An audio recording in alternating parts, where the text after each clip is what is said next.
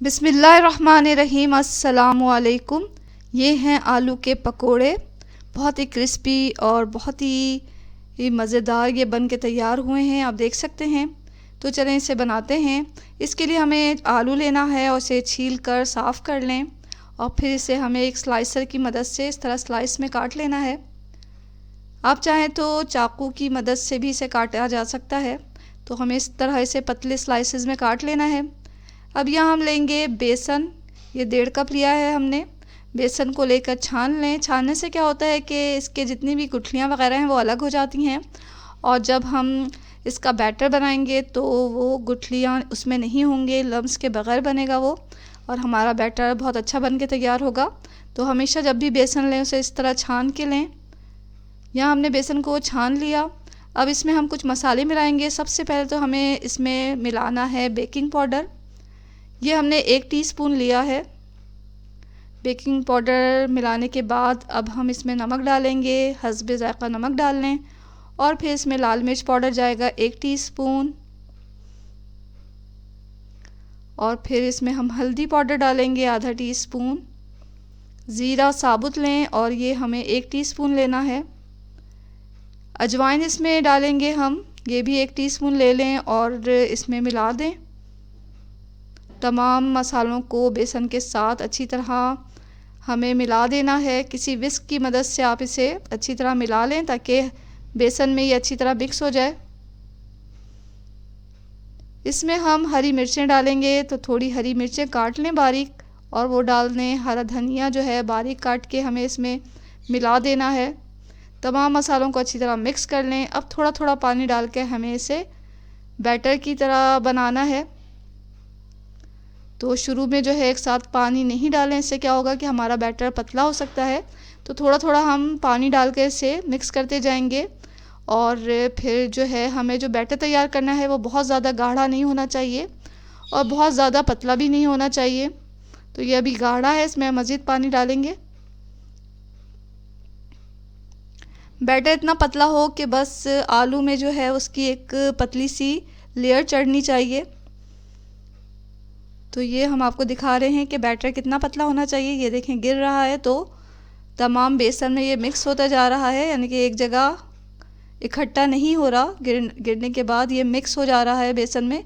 इतना पतला हमें बैटर चाहिए। ये हमने आलूओं को पानी में डिबो कर रख दिया था ताकि ये काले ना हो।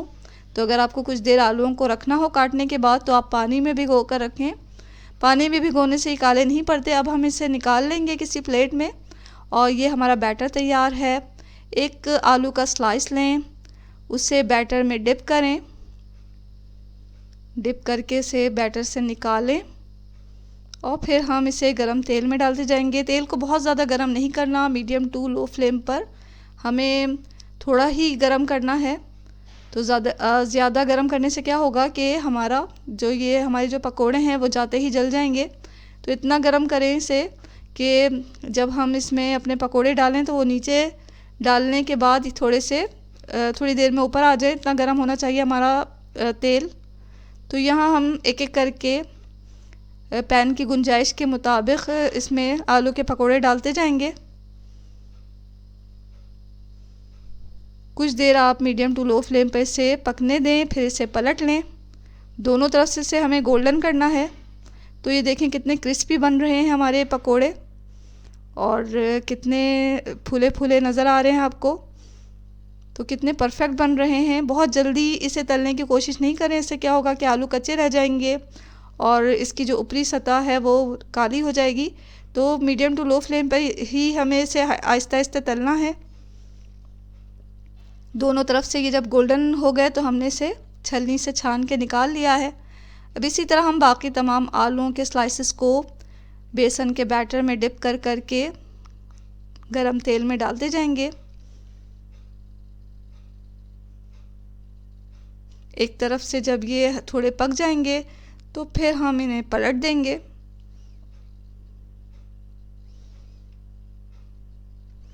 तो आहिस्ता आहिस्ता से पकने दें।